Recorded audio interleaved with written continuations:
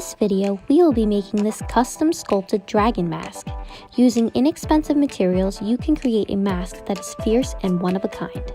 However, note that this project will take a lot of time and practice, but your efforts will be rewarded. So let's get started by reviewing the supplies and tools we'll need.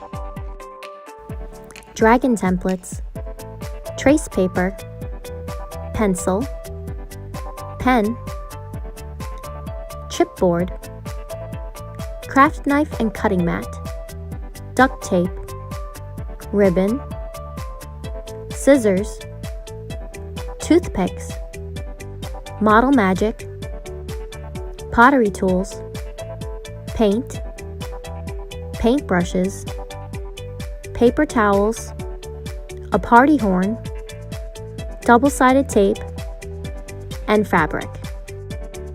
Step 1. Trace and transfer outer line.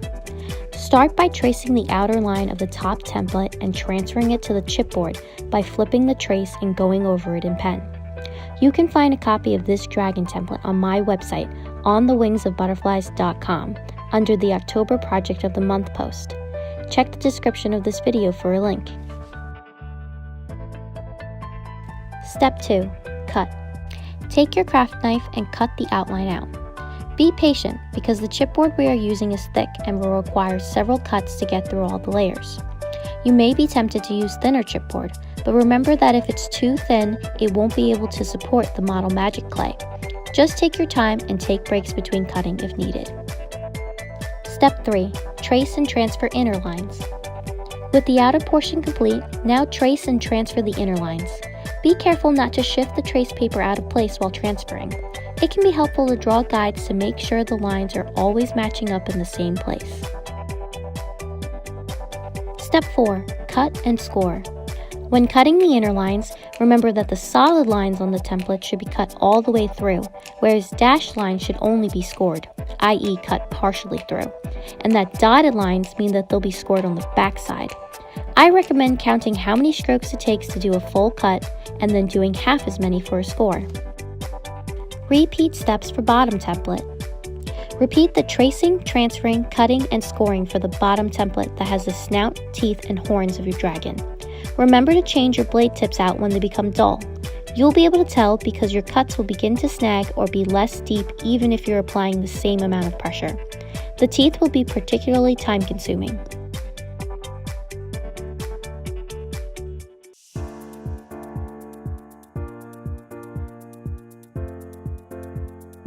When you are finally done, give yourself a pat on the back. You've just completed the most tedious portion of the project. Step 5. Shape mask. Take the top and bottom sections of your mask and gently fold at the score lines. At first this will feel very stiff, but as you continue the folds will loosen up and the mask will begin to take shape.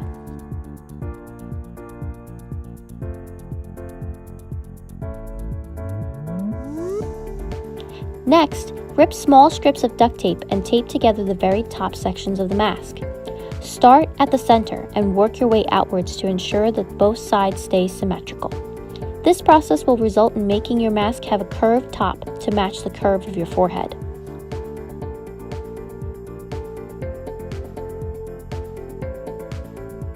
Step 6. Add ribbon and try on. Before moving on, we are going to add ribbon to the mask in order to try it on. So spool out about a yard or so and feed one end into the bottom left slit that we cut out of the edge of the mask. If you're having trouble pushing it through, try using a toothpick. Then feed the other end into the bottom right slit. Next, we are going to take the bottom right end and crisscross it to the top left slit, and the bottom left to the top right. The end result should be similar to a shoelace. Trim the excess ribbon and try it on. This step is actually really important because it'll ensure that your mask is a perfect fit. So take the bottom half and carefully slide it up the bridge of your nose under the top half until the snout sits where you want it to.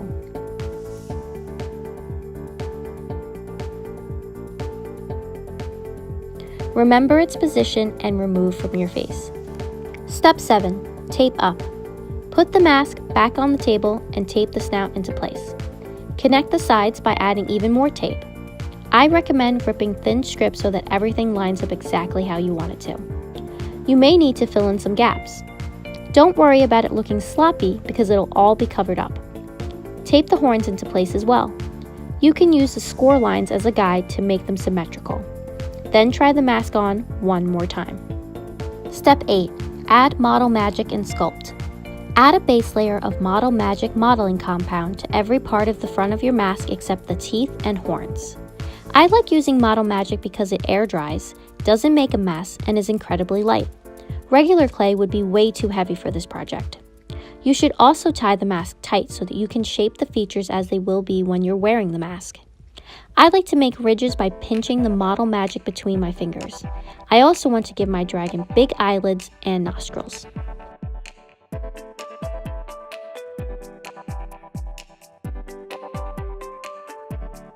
Use your pottery tools to deepen the nostrils, then continue to shape and pinch around your dragon's face to add more detail. At this point, the Model Magic might start to feel a little stiff, so you'll want to work quickly. You can also use your pottery tools to add scales and texture. Feel free to do whatever you want. This is your chance to show your creativity.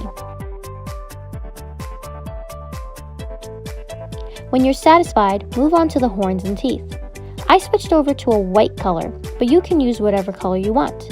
Keep in mind that the tiny cracks you'll see under the paint in the final version will be the base color of the Model Magic. Also, add some texture to your horns and don't forget to do the back. Then wrap your teeth, giving them little pointy edges. I like to prop my mask up with my roll of duct tape so I can really get into the details.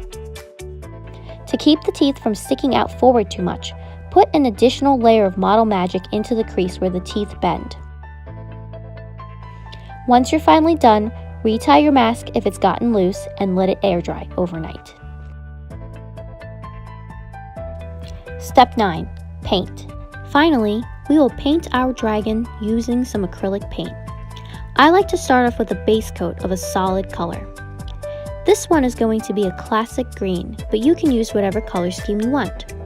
To give it that realistic look, add shadows and highlights. You can also darken the eyelids and nostrils for contrast. For the horns and teeth, I like to use a technique where I paint a color on and then immediately wipe most of the paint off with a damp paper towel or wet wipe. This will give them the appearance of being stained.